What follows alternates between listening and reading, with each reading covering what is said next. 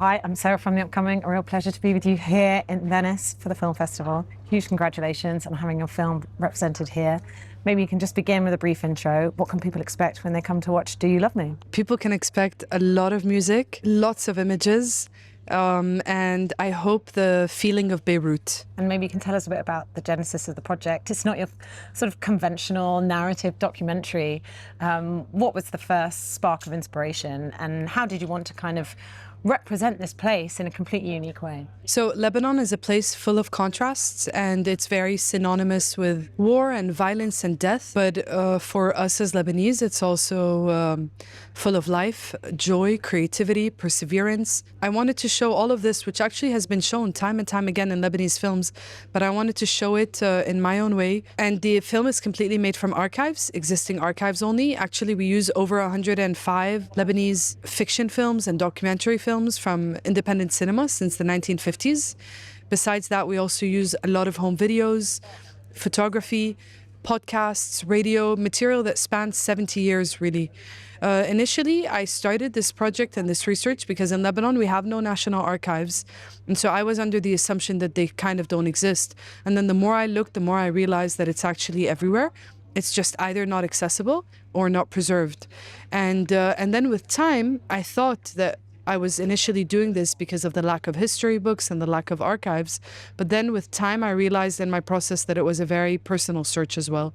And I was trying to understand the environment we live in, my relationship to home, my relationship to memory. And we also noticed a lot of patterns in Lebanese cinema, patterns with characters, patterns with questions being asked, patterns with themes that are being repeated, not because Lebanese filmmakers are repetitive, but because these questions have not been answered, because we haven't been satisfied yet with where we've gotten to in answering these questions around our identity, around how we cope in a place that is so violent, around our relationship to memory.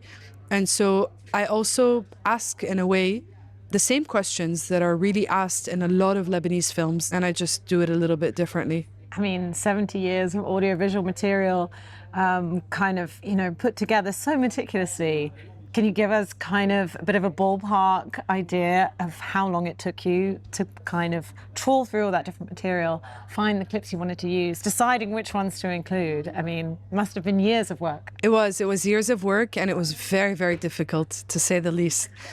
I started in 2018 developing the idea. Well, initially what I started with is the title, Do You Love Me?, which is inspired by a song by the Bendeli family, who are made of 13 brothers and sisters who are a pop band from the 70s. The daughter of the lead singer is actually Remy Bendeli, who's a child star in the Arab world and Lebanon. It started off being a story about this family and about music and the relationship of war to music.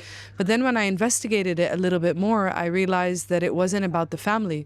And what I was searching for was to understand the space of that song and the feelings that I felt around that music and listening to the music and what it reminded me of. And we kept developing the project, and actually I had massive amounts of research. I had timelines that were all different kinds of timelines, things that were cross-referenced. We had themes of objects, of animals, of moments. I had a war timeline, very linear war timeline, while the film is absolutely not linear. There's nothing chronological about it.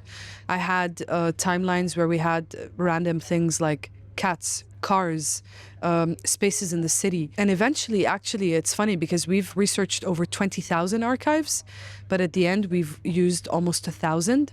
So the percentage of what was actually used compared to what was actually researched is very tiny.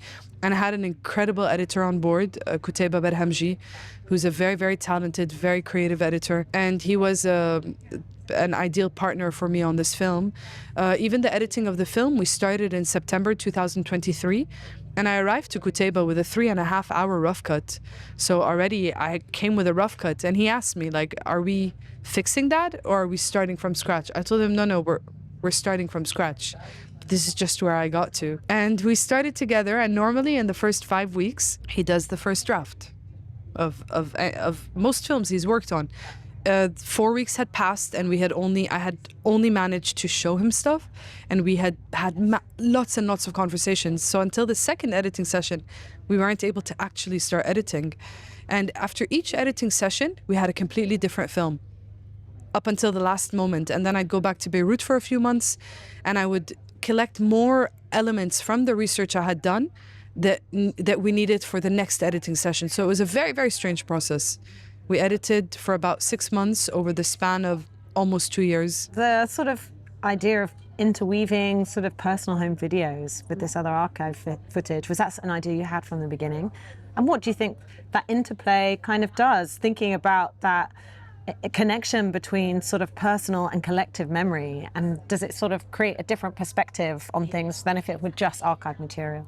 I think absolutely. What struck me the most with the home videos was just the sense of intimacy that I felt. And I think that home videos gives you this very strong sense of intimacy. They're so personal.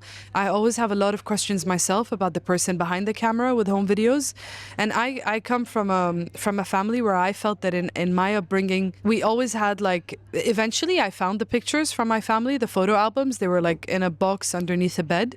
But a lot of Lebanese families have lost a lot of their material because we've been through many cycles of war and violence, and that also consists of losing your home, losing things you own. When you have to leave a place very quickly, the first things you take are not photographs. And so I had an attachment to photo albums and to the intimacy in those. And also I wanted the film to be extremely personal yet collective. I did not want to do that through a personal voiceover. It was very important for me that the sound of the film is as much a collage as the image.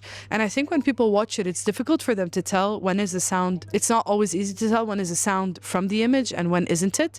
But we really treated the sound as its own collage, and we weaved the image and sound together.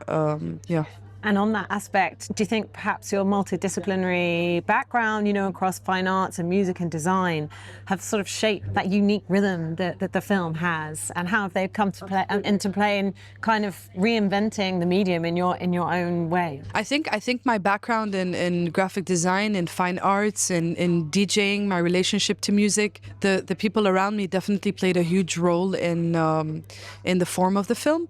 But it was not something. The only intention I had from very early on was I knew that I wanted the film to be completely made from archives, because I had a desire to see this material because it's not so accessible in Beirut, but I had no idea yet how we would do it. And that was really a very intuitive discovery and a very, very experimental process where I went through many, many different rounds of trying to find the form. And then eventually this is something that we developed together, Kutaiba and I. But my background played a huge role. Looking back now, I can see that. But as I was going through it at the beginning, I wasn't so aware of it. And do you see that having sort of a female perspective or emphasizing a female voice through the film has given it a distinctive edge and perspective as well? I think two things. One, having a female voice, and two, even focusing on female characters in the film. At points, there's a focus in the shots we choose, in the moments where we represent them, but we really wanted to focus on that. And at the same time, we really wanted to focus on the perspective of civil society, but specifically through arts. In Lebanon, I feel that the politicians have had a lot of face time, a lot of voice time. And so another thing that was very, very clear from the start is that the film would not have any politicians' faces, any politicians' voices. And bit by bit, the voices that I found are testimonials of citizens, but also mainly by using the images of filmmakers, of photographers, of journalists, the songs and lyrics of musicians. It's a very specific point of view through the artists of Lebanon. Perhaps thinking about when you were growing up, not having that kind of history, in the books laid out for you. What do you think a film like this, what kind of role it can play at kind of filling that vacuum in a sense, and sort of having something which brings together all that history and kind of capsule of the past, or, bearing witness to the past? What kind of role do you think it can play? I really hope that the film is able to, maybe it's too optimistic to say fill a void where history books don't, but I really hope it's at least able to make a small step forward towards that and really create dialogue. I feel that it would be a great film to start showing to senior students in high school, and we're definitely going to work on that. We're going to work on distributing the film in universities and schools. And I also think that even us as Lebanese, I watched the film with my parents. They got a private screening because they couldn't make it to Venice. And my parents' generation is the generation of the Civil War. Most of their late childhood, teenage years, early adulthood was the 15 years of the Civil War. And it was very, very interesting to see how, almost 40 years apart, and how we share a lot of the same trauma, how we share a lot of the same experiences, and where our experiences differ. And there was a very special space to meet, and I was able to have conversations not only with my parents but with other people I've shared the film with. I was able to discover things about them, close people to me that they had never shared before, through the experience of watching the film. It moves something in you if you've lived in that part of the world, and if you've lived some of those events. And I guess when the only images that are representing a place are about war, about violence, maybe even people from that place will sort of lose their own sense of any other kind of identity. So is it almost trying to kind of reappropriate what that image can be, and celebrating that there are so many other aspects to Lebanon, to Beirut, other than the images of war that have dominated the press and dominated people's minds over the years? Absolutely. And I really hope that the film manages to balance that a little bit, because as I said earlier, I don't mean for Lebanon to be identified just with violence and war, but it is a very big part of our culture and a very big part of all of our upbringing.